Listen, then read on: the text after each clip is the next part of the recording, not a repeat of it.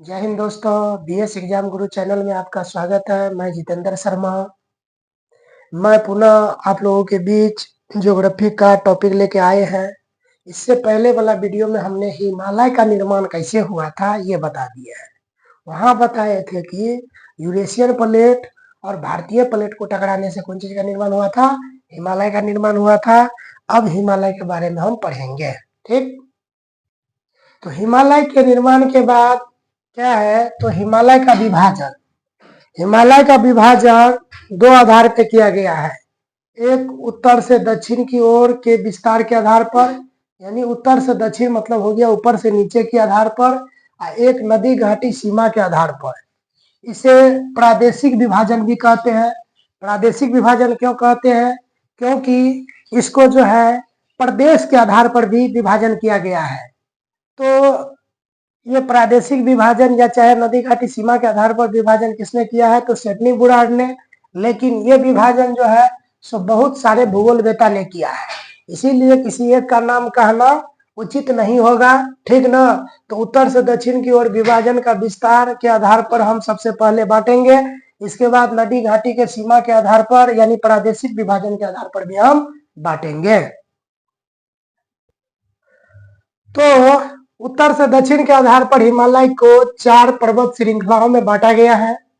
पहला है ट्रांस हिमालय, दूसरा है बृहद या महान हिमालय। बृहद और महान एक के हिमालय का नाम है, बृहद या महान हिमालय। लघु या मध्य हिमालय, और चौथा है शिवालिक श्रेणी। ठीक इसी प्रकार पर नदी घाटी के आधार पर सिडनी बुराड, भूगोलवेता का क्या नाम है? Sydney Burrard.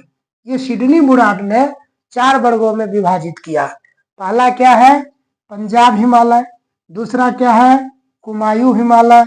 तीसरा क्या है? नेपाल हिमालय। और चौथा असम हिमालय। तो हिमालय को हमने दो प्रकार से विभाजित किया, एक उत्तर से दक्षिण के आधार पर, और एक कहिए तो पूर्व से पश्चिम के आधार पर भी कह सकते हैं, जिसको नदी घाटी के सीमा के आधार पर बांटा गया है। इसे प्रादेशिक विभाजन भी कहते हैं, क्योंकि उसे प्रदेश के आधार पर भी बांटा गया है। देखिए, प्रदेश का नाम है पंजाब हिमालय, कुमायूं हिमालय, नेपाल हिमालय, असम हिमालय। तो इस प्रकार के विभाजन किसने किया था? सिडनी बुराड ने। ठीक, तो सबसे पहले अब हम क्या पढ़ेंगे, तो यहाँ से स्टार्ट करते हैं। तो सबसे पहले हम ट्रांस हिमालय को पढ़ेंगे, इसके बाद बृहद एवं महान हिमालय को, इसके बाद लघु हिमालय को, इसके बाद शिवालिक हिमालय को, इसके बाद इधर जाएंगे। तो आपने इस 4 प्रकार के विभाजन को अच्छा से जान गए होंगे। तो 4 प्रकार जो हम बताए थे उत्तर से दक्षिण, तो ध्यान दीजिएगा इस नक्शा पे। जैसे ही भारत का नक्शा हुआ तो सबसे ऊपर में जाएगा कौन? ट्रांस हिमालय। ट्रांस के बाद क्या जाएगा? तो ट्रांस हिमालय के बाद 4 प्रकार में बताए थे बृहद हिमालय। इसके बाद क्या जाएगा? बृहद हिमालय। बृहद हिमालय के बाद क्या जाएगा? मध्य हिमालय। मध्य हिमालय के बाद क्या जाएगा? शिवालिक श्रेणी। तो आप ये बात ध्यान रखिएगा, पहले क्या गया? ट्रांस हिमालय, ये ट्रांस हिमालय श्रेणी। ट्रांस हिमालय के बाद क्या आया? बृहद हिमालय। बृहद हिमालय, या इसी को क्या बोलते हैं? महान हिमालय। महान हिमालय। अब लघु हिमालय। लघु हिमालय, या इसी को क्या बोलेंगे? लघु के बाद क्या बोलेंगे? मध्य हिमालय भी बोल सकते हैं। मध्य हिमालय। और ये लास्ट वाला क्या हो गया? शिवालिक श्रेणी, यानी श्रेणी। ठीक, तो ये 4 प्रकार के बांटा गया है। तो सबसे पहले हो गया ट्रांस हिमालय। ट्रांस हिमालय के बाद बृहद हिमालय। बृहद हिमालय के बाद क्या हो गया? लघु हिमालय या मध्य हिमालय। और मध्य हिमालय के बाद क्या हो गया? शिवालिक हिमालय। तो आप ध्यान से देखिए सबसे पहले कि ट्रांस हिमालय कहाँ है, ये हम बता देते। मान लिया जाए इतना ऊंचा हिमालय है। ठीक, मोटा मोटी ध्यान दीजिएगा कि ट्रांस हिमालय जैसे ये चोटी हुआ ना, ये चोटी यानी इधर क्या पड़ता है? चीन। चीन या तिब्बती।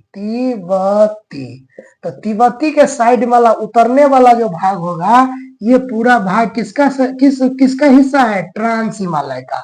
और ये ऊपर में जो आ गया ये बृहद हिमालय, बृहद हिमालय या महान हिमालय इसी को कहा जाता है। थोड़ा चोटी पर जो आएगा इसको कहेंगे कथी, महान हिमालय। और इससे थोड़ा नीचे आएंगे तो क्या हो जाएगा, लघु या मध्य हिमालय। सबसे नीचा में क्या रहेगा, शिवालिक रेंज।